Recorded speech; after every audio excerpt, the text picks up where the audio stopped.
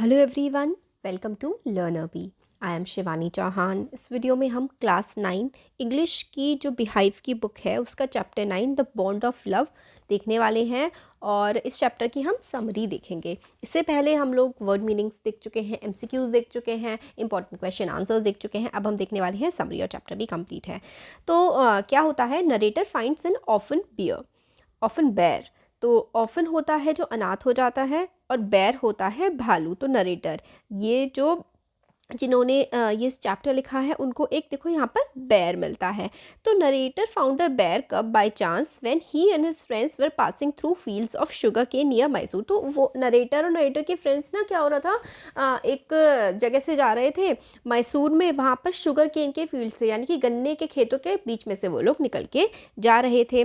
तो लोग वहाँ पर गन्ने के खेतों में सुअर को भगा रहे थे। ठीक है, मैसूर से वो लोग जा रहे थे, मैसूर की फेमस प्लेस है। तो वहाँ पे एक सुअर थे काफ़ी सारे गन्ने के खेतों में, वो खराब कर रहे थे खेतों को, तो उनको भगा रहे थे और उनको भगाने के लिए वहाँ के लोग सुअर को शूट करके निकाल रहे थे। अब नरेटर ने देखा, देन दे स्पॉटेड स्लॉथ बेर यानी कि एक बेर देखा नरेटर ने। His friend shot towards the bear and it died. अब नरेटर के फ्रेंड ने जो बेर था उसकी तरफ शूट कर दिया, मतलब उसको गोली से मार दिया और बेर मर गया।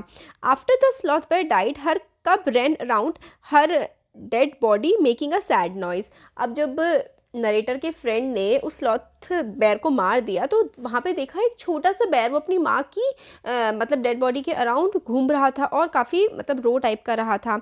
Narrator caught the bear and gifted it to his wife. Narrator ने उस बेर को उठा लिया और वो जो बेबी बेर था उसकी मदर तो नरेटर के फ्रेंड ने मार दी थी। फिर जो बेबी बेर बचा था उसको नरेटर अपने साथ लेकर अपनी वाइफ को दे दिया। नरेटर की वाइफ इससे बहुत खुश हुई और नरेटर की वाइफ ने उस बेर का नाम ब्रूनो रख दिया। ब्रूनो को वो बड़ी सारी चीज़ें खिलाती थी, जैसे कि पोरक, दलिया, वेजिटेबल्स, काफ़ी सारे फ्रूट्स खिलाती थी। मतलब नरेटर की वाइफ उस बेबी बेर से बहुत प्यार करती थी, उसका नाम रखा उन्होंने ब्रूनो। और उनको उसको बेर को मीट, राइस और वो चाय भी पीता था, वो दूध पीता था, अंडे खाता था, बियर पीता था, वो कॉफ़ी पीता था, वो बहुत सारी चीज़ें खाता पीता था।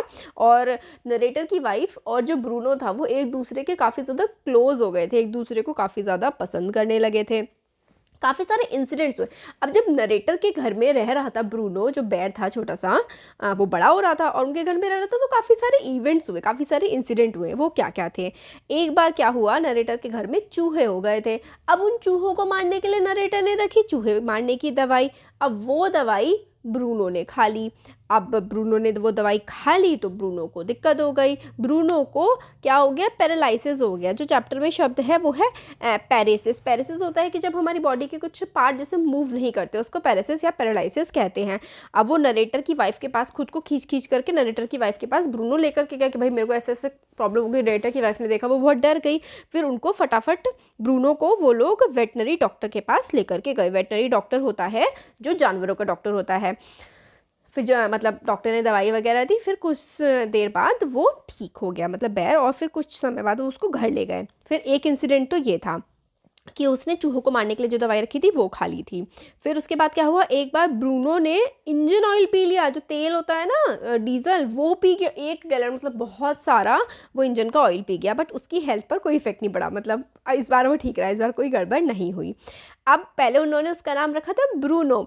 फिर जैसे जैसे वो बड़ा होने लगा, वो काफ़ी सारी ट्रिक्स करने लगा, नरेटर की वाइफ की कमांड्स मानने लगा। मतलब नरेटर की वाइफ जो उससे मतलब करने को कहती थी वो काम वो करने लगा, बहुत सारी चीज़ें। वो एक मतलब इस तरीके से एक डंडी को पकड़ लेता था और उसको गन की तरह सबकी तरफ पॉइंट भी करता था और काफ़ी सारे काम वो करने लगा।